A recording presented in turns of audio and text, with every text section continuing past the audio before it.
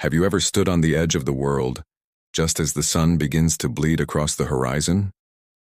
In that quiet moment, between the last whisper of night and the first breath of day, a feeling stirs within us, a yearning. It's the spark of ambition, the silent promise we make to ourselves that we are destined for more. This city, a sprawling giant of steel and glass, is a testament to that human drive.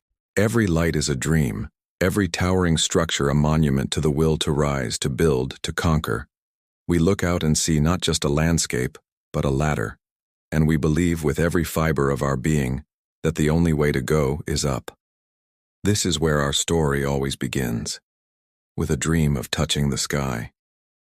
The idea of power is seductive, isn't it?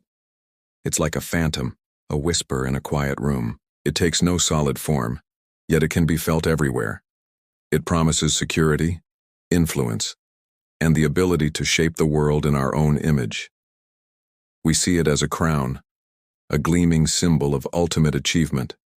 We reach for it, our hands trembling with anticipation, chasing the glint of gold, the strategic advantage on the chessboard of life. We tell ourselves it's for a greater good, that with this power we can fix what's broken, protect what's precious.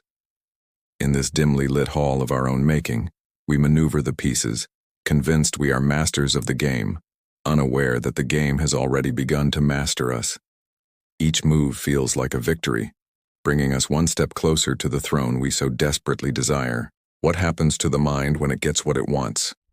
Our consciousness, once a brilliant tapestry of light, empathy, and connection, begins to change. The pursuit of power starts to cast long shadows. Subtly at first, a little compromise here, a small justification there. The face in the mirror begins to shift. The humility that once defined us gives way to a quiet pride. That pride, left unchecked, blossoms into arrogance. We start to believe our own narrative, that we are special, that the rules that apply to others no longer apply to us. The glowing architecture of our own mind warps, the light of our better nature dimming as the darkness of entitlement and superiority takes hold. We finally see the crown on our reflection, but we fail to see the stranger staring back at us. Once we wear the mask of power, it begins to fuse with our skin. What was once a tool becomes our identity. This golden facade, which we thought would grant us respect and admiration, begins to crack under the pressure of its own weight. Behind it, in the flickering candlelight of secrecy and suspicion, the real deals are made. In the shadows, we shake hands not with allies, but with reflections of our own compromised integrity. Trust becomes a currency to be spent, not a bond to be cherished. Every flicker of the flame reveals a hidden face, a whispered conspiracy.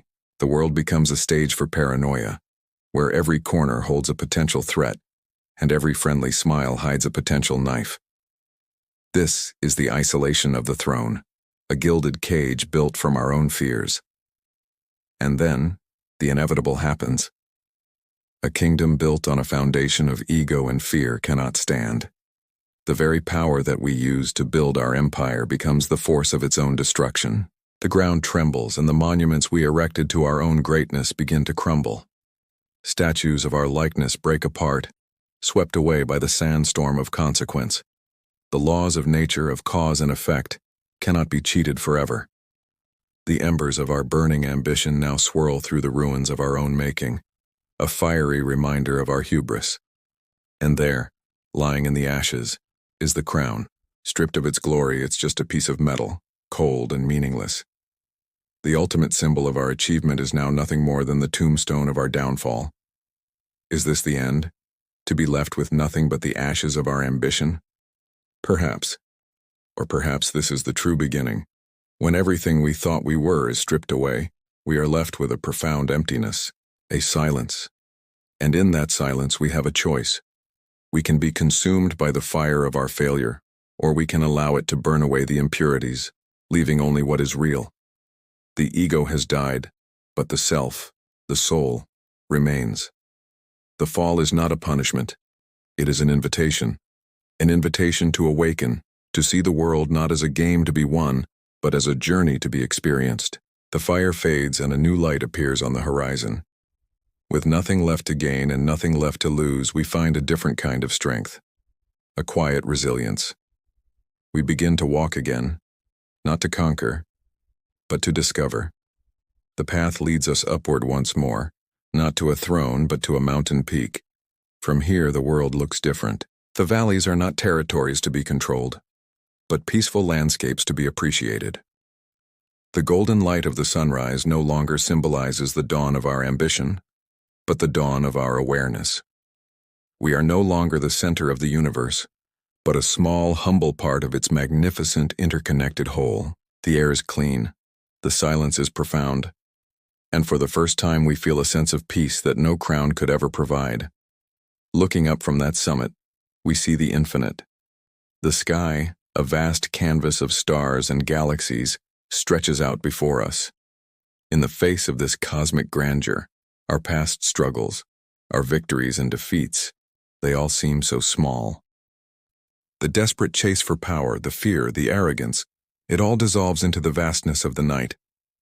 We realize that true power isn't about controlling others, but about mastering ourselves. It isn't about wearing a crown, but about being comfortable in our own skin. It's about finding our place in the universe, not as a ruler, but as a wanderer, a seeker, a single point of light in a sky full of stars. This is the final awakening, to let go of the need to be great and to simply be, to be present, to be free. Thank you so much for joining us on this journey. If this story resonated with you, consider subscribing and hitting that notification bell. We'd love to have you in our community as we continue to explore the deeper questions of life.